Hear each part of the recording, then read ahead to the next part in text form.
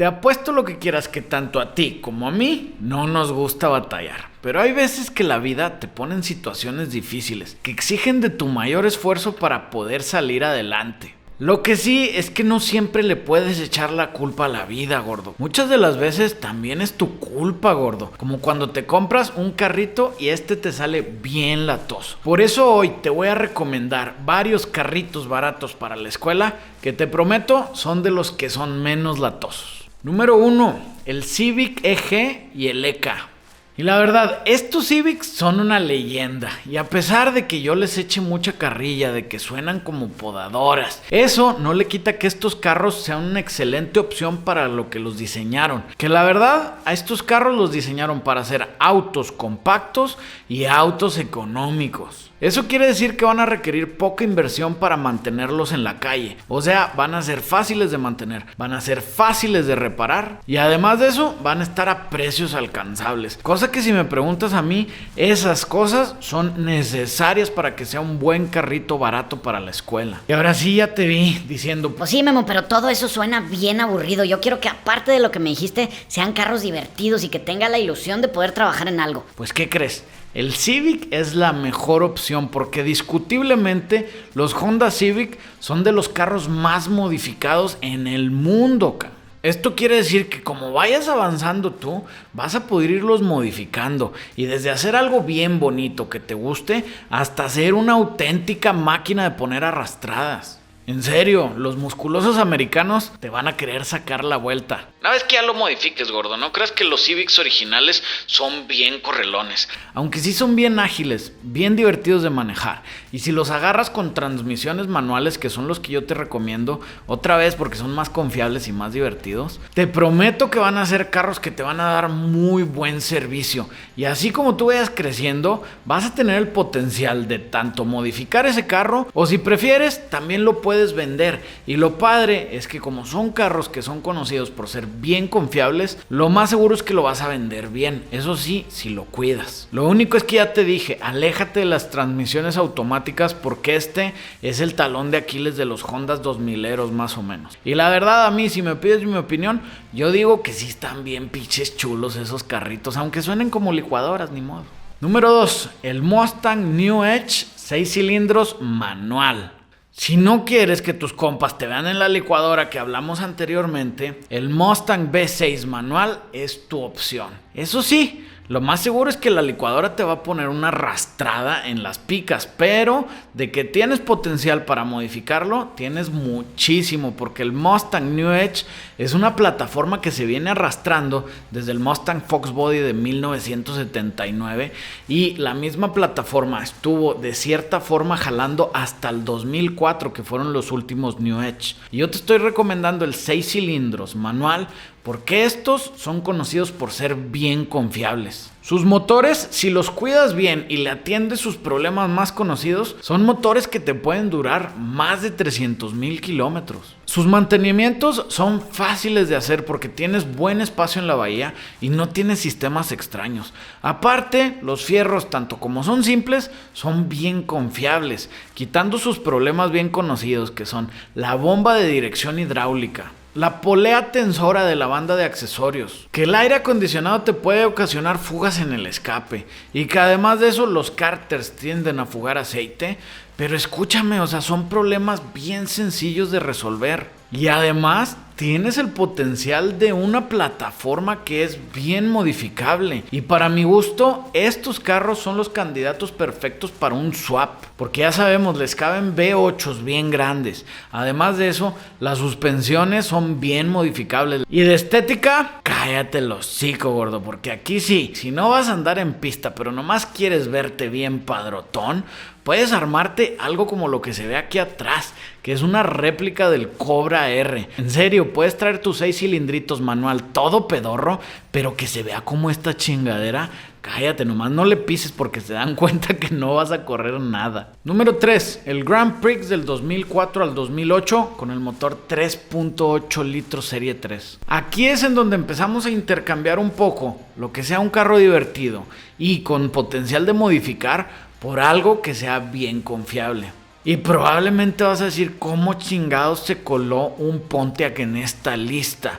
Y todavía más, cómo se coló un Pontiac con un V6 de General Motors, que ya saben, yo me la vivo tirándole pestes al V6 3.6 de GM porque es una basura. Pero es que en serio, escúchame, si GM ha hecho algo bueno, es el motor 3800. Y para que te des una idea, esta línea de motores está considerada dentro de los 10 mejores motores de todo el siglo XX. Y yo creo que se puede dar guerra entre los 10 mejores motores de la historia. Y en los Grand Prix de estos años venía el 3800 Serie 3, que ha sido de los más confiables que han salido.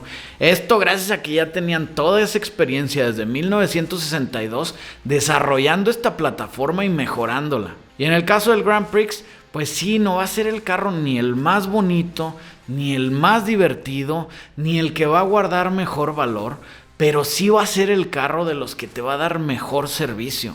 Y esto es porque en esos años estos motores traían sistemas bien sencillos y el carro también. No tenía nada de que los BBTs o que los desconexiones de cilindros o que el sistema extraño para poder pasar emisiones. Estos eran motores simples que son fáciles de reparar y que son bien conocidos por superar los 400,000 kilómetros. Y aún así, si quieres modificarlos, déjame decirte que sí hay opciones, porque dentro de estos años salió un 3800 Serie 3 supercargado. Y estos motores se pueden modificar y para mi gusto, si te vas sobre un Grand Prix que sea supercargado y lo modificas, puedes hacer un excelente sleeper. Ahora, si no lo quieres para modificarlo y lo único que quieres es andar, te van a salir bien buenos. Aunque son corrientes de donde ya sabemos, los tableros se rompen, los plásticos, a veces la tela de los asientos, las transmisiones pueden ser un poquito fallentas, pero aún y con fallas pequeñas, si las tratas bien,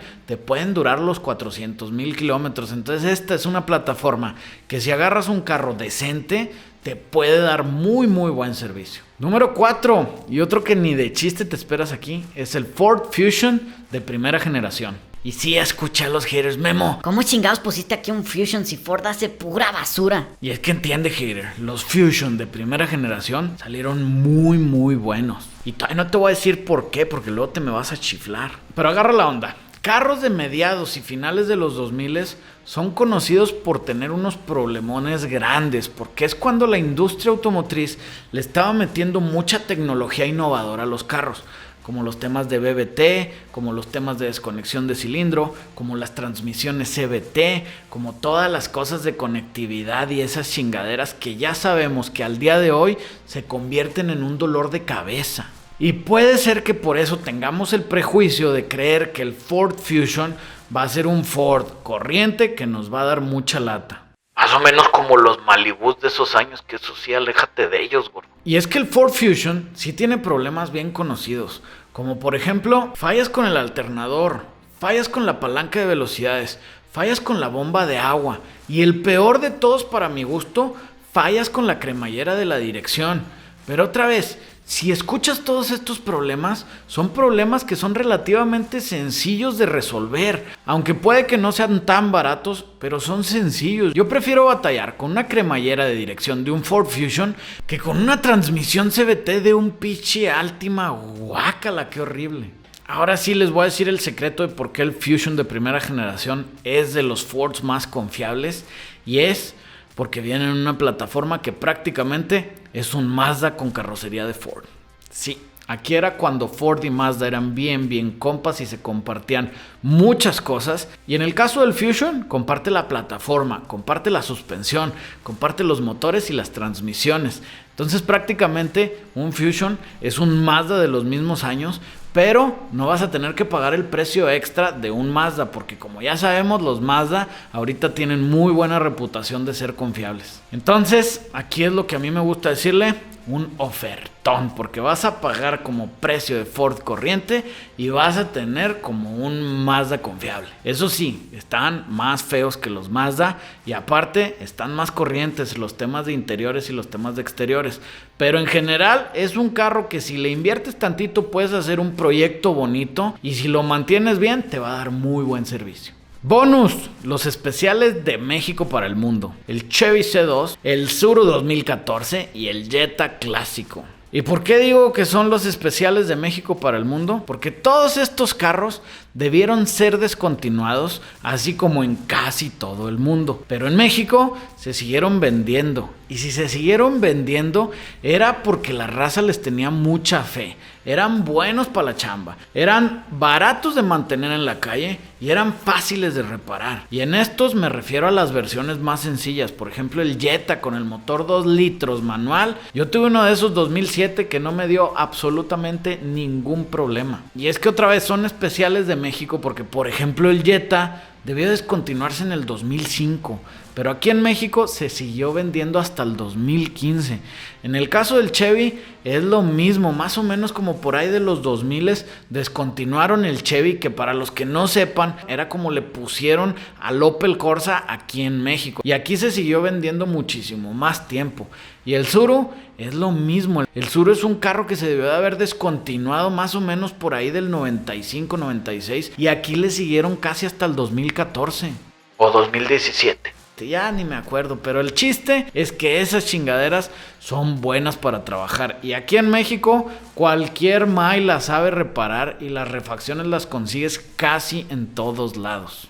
Número 5, el carrito perfecto para la escuela, que no va a ser tan barato como otros, pero la verdad, si lo consideras, te sale mejor. Y este es el Toyota Camry del 2007 al 2011. El Toyota Camry no es solo el mejor carrito barato para la escuela, es posiblemente el mejor carrito barato y punto. Y eso es porque la verdad, ya les he dicho 1000 veces, Toyota sabe cómo hacer carros. Pero como también ya les dije, posiblemente este no va a ser tan barato como otro de los mismos años, pero entiende que esa inversión extra que vas a hacer es porque te vas a acabar ahorrando un dolor de huevos en algún punto, gordo. Y es que ya en serio, estos pinches carros no dan lata de nada. Si los comparas con otras cosas más modernas que van a salir más latosas, pues esta cosa es mucho más barata, mucho más simple, mucho más fácil de mantener andando y mucho más fácil de reparar. Y sí, posiblemente va a ser el más feito de toda la lista y va a ser el que tiene menos potencial de modificaciones,